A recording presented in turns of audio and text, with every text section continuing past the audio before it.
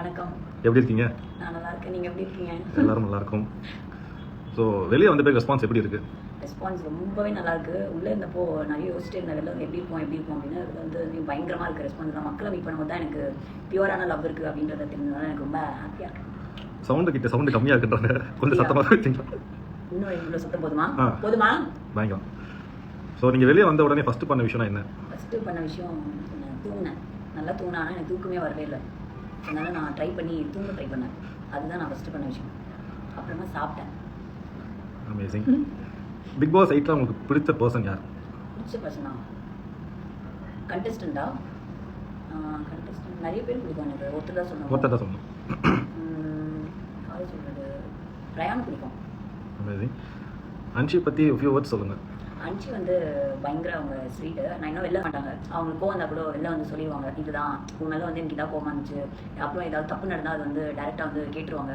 யார் என்ன இதுன்னு பார்க்க மாட்டாங்க. இப்படி தான் இருக்குமா, நான் இப்போ கேட்டால் தப்பாயிருமா அப்படிலாம் யோசிக்க மாட்டாங்க. ரொம்ப ஒரு பாசக்கார பொண்ணு. சவுண்ட் தீபக் பாண்ட் பற்றி சொல்லுங்கள். தீபக் அண்ணாவா? ஐயோ, அவர் வந்து ரொம்ப ஸ்ட்ரிக்டாக இருப்பாங்க உள்ளே இருக்கும்போது. அந்த சார்ஜென்ட்லாம் இருக்கும்போது நான் பயந்துட்டே இருப்பேன், ஏதாவது என்ன ஏதாவது பண்ணிடுவாங்களோ திட்டுவாங்களோ அப்படின்னு. இப்போ கூட அவர்கிட்ட பேசுறதுக்கு ஒரு மாதிரியாக தான் இருக்கும், கொஞ்சம் பயந்து தான் பேசுவேன்னா. அவர் பேசுறதே அந்த டோன் இருக்கும்ல. ஸோ ஆனால் அவரோட நல்ல பாண்டிங்ஸ்லாம் இருந்தது. அந்த அவரை டச் பண்ணி அவனை பேசல. அது தவிர எனக்கு எல்லாமே நல்லா பாண்டிங்காக தான் இருந்தது அவர் கூட உள்ளே இருக்கும்போது. ஸோ அவரோட நல்லா தான் இருந்துச்சு. ஸோ மக்கள்கிட்ட so much love from மக்கள்ஸ். Miss you sound, love you sound. Love you. What is the most missing thing in BB? Missing திங்கா? பிக் பாஸ் அவரோட வாய்ஸ். அவரும் மிஸ் பண்ணுவார்னு நினைக்கிறேன். ஆமாம், அவர் தனியாக இருப்பார்னு நினைக்கிறேன். இப்போ சோகனா நாங்களே எல்லாமே. ஏன் தங்கமே ஹாப்பியாக இருங்க. எப்போவும் ஃபஸ்ட் மூவி அப்டேட் எப்போ சொல்ல போகிறீங்க? வெயிட்டிங். ஃபஸ்ட் மூவியா? ஐயோ, இன்னும் எதுவும் பேசலங்க. கண்டிப்பாக நான் எல்லாருக்கும் சீக்கிரமாக அப்டேட் பண்ணுறேன். சவுண்டாக பேசுங்கப்பா. அப்படியா? கேட்கவே இல்லையா? இப்போ கேட்குதா? ஓகே. பிபியோட எக்ஸ்பீரியன்ஸ் பற்றி சொல்லுங்கள். பிபியோட எக்ஸ்பீரியன்ஸ் எதை பற்றி சொல்லணும்? பொதுவாக பிபியோட பிபி உங்களோட ஜேர்னி வந்து ரொம்ப புதுசாக இருந்தது. ஏன்னா ஒரே இடத்துல இருக்கிறது ரொம்ப கஷ்டம். ஏன்னா நான் வீட்டிலே வந்து ஒரே இடத்துல இருக்க மாட்டேன். ஏதாவது ரொம்ப சோகமாக இருந்தேன்னா தான் வீட்டில் ஒரு நாள் ஃபுல்லாக உட்காந்துருப்பேன். ஸோ பிபி ஃபுல்லாக ஒரே இடத்துல இருக்கணும் போது அது ரொம்ப வந்து லைஃப்லேயே பெரிய கஷ்டமான விஷயம். நான் 100 நாள் இருந்ததே எனக்கு ரொம்ப பெரிய விஷயம் இருந்தது. ஏன்னா அவ்வளோ பேர் ஒரே அந்த 24 பீப்புளோட அங்கேயே இருக்கணும், எல்லாமே அவங்க கூட வாழணும் போது அது வந்து நீங்கள் நிறைய கற்றுக்கலாம். ஆக்சுவலி அதுவும் நீங்கள் பண்ணலாம், நீங்கள் நிறைய திருத்திக்கலாம். ஏன்னா வெளியில் என்ன நடக்குதுன்னு தெரியாது, நீங்கள் என்ன பண்ணுறீங்கன்னு உங்களுக்கு தெரியாது, நீங்கள் யாருமே சம்டைம்ஸ் தெரியாது இந்த இடத்துல இப்படி பண்ணுவீங்க. ஸோ எனக்கு தெரிஞ்சு லைஃப்பில் வந்து ஒரு என்ன சொல்லுவாங்க, ஒரு கற்றுக்கிற ஒரு விஷயமா நான் பார்க்குறேன் பிக் பாஸே. நிறைய பேர் வந்து ஒரு பேர் வேணும், அந்த மாதிரி லைக் இது பண்ணணும் அப்படின்ற மாதிரி வரும்போது நானும் அப்படி தான் வந்தேன். எனக்கு சௌந்தர்யானா யார் அப்படின்னு சொல்லி மக்கள் தெரியும் அப்படின்னு நான் ஆசைப்பட்டேன். ஸோ அப்படி நான் உள்ளே வரும்போது நான் என்னை பற்றி நான் நிறைய தெரிஞ்சுட்டேன். ஏன்னா எனக்கு நான் ஒரு பாயிண்ட் மேலே யோசிச்சிருந்தேன், மக்களுக்கு எனக்கு என்ன பிடிச்சிருந்தது. ஏன்னா நீங்கள் வீக்கெண்ட்லாம் எனக்கு கிளாப் தட்டுவீங்களா, அப்புறம் நம்மளையும் பிடிச்சிருக்கு போல அப்படின்னு போக போக தான் நான் வந்து ஓகே நம்மளுக்கு பிடிக்கிற போல எல்லாரையும் அப்படின்னு சொல்லி அது வந்து நம்மளே நம்ம தெரிஞ்சுக்கிற மாதிரி. ஏன்னா எனக்கு தெரியாதுல்ல நிறைய பேருக்கு ஏன் என்ன பிடிக்கும் அப்படின்னு. ஸோ உங்களை பற்றி நீங்கள் தெரிஞ்சுக்கலாம். அப்படி தான் நான் நினைக்கிறேன் பிக் பாஸோட எக்ஸ்பீரியன்ஸே. Sound love from USA. Hi, அவ்வளோதான். நான் யூஎஸ்ஏ தான் பேர் அவங்க. சரி, ஓகே. ஹாய். கண்ட்ரியா? சரி பேர் இல்லையான்னு பார்த்தேன். Okay. So how you felt while you standing in the final stage? ஐயோ, ரொம்ப பீதியாக இருந்ததுங்க. நல்லா இருந்துச்சு. எனக்கு என்ன ஃபைனலாக அங்கே நிற்கும் போது என்னன்னா அப்போ தான் நான் உணர்றேன், நம்மளை இவ்வளோ தூரம் வந்து பீப்புள் வந்து நம்மளை கொண்டு வந்து நிறுத்திருக்காங்க அப்படின்னும் போது. ஸோ அவ்வளோ பிடிச்சிருக்கு மக்களுக்கு அப்படின்னும் போது அங்கே தான் எனக்கு வந்து அதை நான் ரியலைஸ் பண்ணுறேன். ஸோ இவ்வளோ தூரம் வந்து நம்மளோட கனவெல்லாம் நிறைவேற்றி மக்கள் மனசில் வந்து ஒரு இடம் பிடிச்சி கஷ்டப்பட்டு நின்றுக்கணும் போது எனக்கு அது ரொம்ப அப்போ தான் ப்ரௌடாக இருந்தது. ஜாக் பற்றி சொல்லுங்கள். சவுண்டு. ஐயோ, ஜாக்கா? இப்போது உள்ளே இருக்குது என்ன சொன்னோம், வெளில வந்து நான் பேசணும். நான் ரயான் ஜாக் நான் ஃபோனில் பேசணும். ஜாக் வந்து எப்படின்னா ரொம்ப துரு அப்போ வந்து சண்டை போடுவா. ஆனால் நாங்கள் எப்படின்னா நிறைய சண்டை போடுவோம், ஆனால் வந்து சேர்ந்துருவோம். அது என்னென்னு தெரியல, ஜாக் வந்து எனக்கு கோவம் வரும் இல்லை அவள் பண்ணுறதுலாம் பண்ணேன், ஏன் இப்படி பண்ணுறாங்க அப்படி இப்படின்னு. பட் சில இடத்துல நாங்கள் 2 பேரும் ஜோவியெல்லாம் சிரிச்சு பேசிக்கிட்டு இருப்போம்ல. ஸோ அப்போலாம் வந்து எனக்கு அவளை ரொம்ப பிடிக்கும். அவள் கூட மட்டும் எனக்கு அவள் பிடிக்காது, ஆனால் ஜாக் பிடிக்கும். ஸோ அதிகமாக ட்ரெண்டானது பார்த்தீங்கன்னா லாஸ்ட்டில் அந்த மணி பாக்ஸ் எடுக்க ஓடும் போது பாதியிலே ஓடிட்டேன்ல ரிட்டர்ன் பண்ணிட்டீங்க, எதனால்? இல்லைங்க, ஆக்சுவலி என்னன்னா உள்ள ஃபுல்லாக என்னை வந்து ரொம்ப தூண்டி விட்டுட்டே நாங்கள் டாஸ்க்கில் ஜெயிக்கல, இவங்க கேம்லையும் ஜெயிக்கல அப்படின்னும் போது ஒரு பாயிண்ட்டுக்கு மேலே இவங்களே அதை ப்ரூவ் பண்ணுவோம், நானும் ரிஸ்க் எடுக்கிறேன் அப்படின்னு சொல்லிட்டு பவித்ரா அவங்க ஓடுறதுக்கு முன்னாடியே எனக்கு ரிஸ்க் எடுக்க போகிறேன் நானும் அப்படின்னு சொல்லி ரொம்ப கான்ஃபிடென்ட்டாக நின்றுட்டேன் தைரியம் வந்துட்டு. அப்புறமா என்னாச்சு, ரைட்டாக எடுக்கிற பாருங்க, ஓடும்போது தூரமாக இருந்ததுங்க அந்த பெட்டி. ரைட் எடுத்துட்டு ஐயோ எங்கடா பெட்டி, எனக்கு பெட்டியே வேணாம் அப்படின்னு சொல்லி திரும்பி ஓடி வந்துட்டேன். நல்ல வேலை கொஞ்சம் தூரம் நான் இன்னும் போய் ஓடி வந்தா கூட உள்ளே வந்துருக்க மாட்டேன் போல. அங்கேயே ஏதோ ஒரு டேர்ன் எடுத்தனால ஆண்டவங்க நான் தப்பிச்சேன். உங்களுக்கு ஃபர்ஸ்ட் ஃப்ரெண்டான ஜெஃப்ரியை பிடிக்குமா இல்லை லேட்டாக ஃப்ரெண்டான ரயானை பிடிக்குமா? ஜெஃப்ரி தான் ஃபஸ்ட்டு ஃப்ரெண்டானா, ஆனால் ரயான் தான் வந்து எனக்கு பிடிக்கும். ஏன்னா அவனோட இருக்கிற பாண்டிங் வந்து எனக்கு ஜென்யூனாக இருந்தது. ஜெஃப்ரியும் எனக்கு பிடிக்கும். அவன் வந்து கொஞ்சம் திமிராக இருப்பான், அதனால எனக்கு கொஞ்சம் பிடிக்காது. ஆனால் ஆனால் ஜெஃப்ரி எனக்கு பிடிக்கும் தான். ரொம்ப பிடிச்சது வந்து ரயான். உங்களோட ஃபேவரட் மூமெண்ட் இன் பிபி ஹவுஸ்? ஃபேவரட் மூமெண்ட் நிறைய இருக்கே.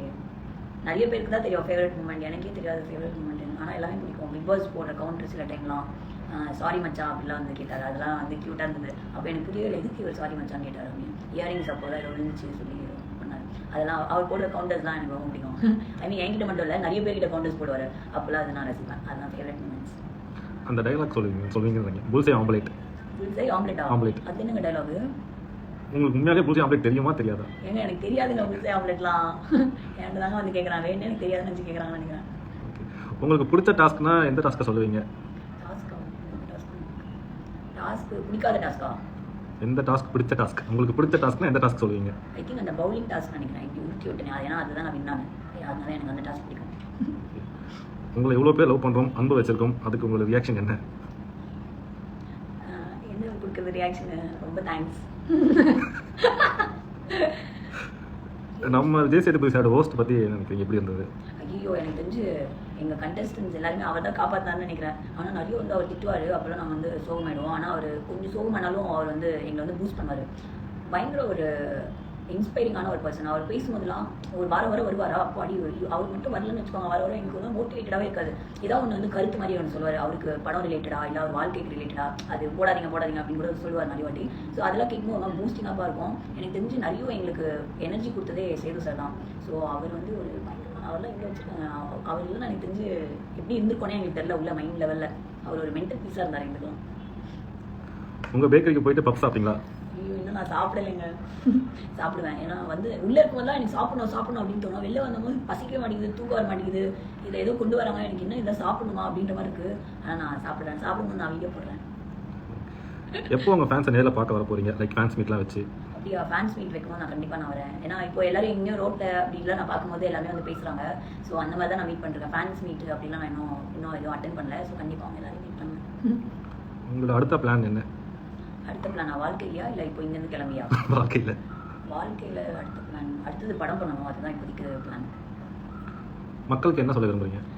மக்களுக்கு வந்து கண்டிப்பாக என்னோட நிறைய லவ் அவங்களுக்கு. ஏன்னா என்னை வந்து வாரம் என்னை சேவ் பண்ணி கடைசியில் அது நிறைய விஷயமா போய் நிறைய பேர் வந்து என்னை இப்படிலாம் சொல்லி என்னை நீங்கள் தான் வந்து எல்லா இடத்துலையும் வந்து எனக்காக நின்றுருக்கீங்க.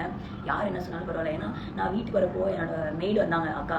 அவங்க கூட ஏதோ ஸ்டோரிலாம் போட்டாங்க எனக்காக வாட்ஸ்அப்பில். அவங்களுக்கு கூட மெஸ் பண்ணியிருக்காங்களா நீங்கள் சௌந்தர்யாவோட பிஆரா அப்படின்னு. ஸோ அந்த லெவலுக்கு யார் எனக்கு ஸ்டோரி போட்டு யார் எனக்கு ஜென்யூனாக லவ் கொடுத்தாலும் நீங்கள் அவங்க பிஆரா அப்படின்னு கேட்டு அந்த அளவுக்கு நீங்களாம் பாதிக்கப்பட்டிருக்கீங்க. கடைசியில் அந்த ஓல்டு டார்கெட் என் மேலே வந்ததுனால உங்களோட மனசு எனக்கு புரியுதுங்களா, என்னால் எவ்வளோ வந்து அனுபவிச்சிருக்கீங்க அப்படின்னு. ஸோ அதுக்காக நான் வந்து மன்னிப்பு நான் கேட்டுக்கிறேன். பட் இருந்தாலும் எனக்கு வந்து நான் நிறைய தேங்க்ஸ் தான் நான் சொல்லுவேன். ஏன்னா இந்த இவ்வளோ தூரம் வந்து என்னோட கனவெல்லாம் நிறைவேற்றி ஒரு ஸ்டேஜுக்கு நீங்கள் கொண்டு வந்திருக்கீங்க. அதுக்கே நான் வந்து பயங்கர தேங்க்ஸ் பண்ணுவோம். எனக்கு இவ்வளோ சொன்னால் கூட பத்தாது. நான் கண்டிப்பாக எல்லாரும் முடிஞ்ச அளவுக்கு நேரில் மீட் பண்ண முடிஞ்சால் மீட் பண்ணுறேன். இல்லைனா என்னோட இன்ஸ்டாகிராமில் வந்து நான் வீடியோ போடுறேன். தேங்க்யூ. தேங்க்யூ. பிக் பாஸ்லேருந்து வெளியே வந்ததுக்கப்புறம் சௌந்தர்யா பார்த்தீங்கன்னா செம ரெஸ்பான்ஸு ஃபேன்ஸ் கிட்டே இருந்து. சௌந்தர்யா வின் பண்ணியிருந்தால் இன்னும் சூப்பராக இருந்திருக்கும்னு சொல்லிட்டு நிறைய பேர் சப்போர்ட் பண்ணிட்டு இருக்காங்க. இருந்தாலும் சௌந்தர்யா பார்த்தீங்கன்னா முத்துக்குமார் தான் சப்போர்ட் பண்ணிட்டு இருந்தாங்க. உங்களுக்கு சௌந்தர்யா பிடிக்குமா இல்லையான்றதை மறக்காமல் கமெண்ட் செக்ஷனில் கமெண்ட் பண்ணுங்கள்.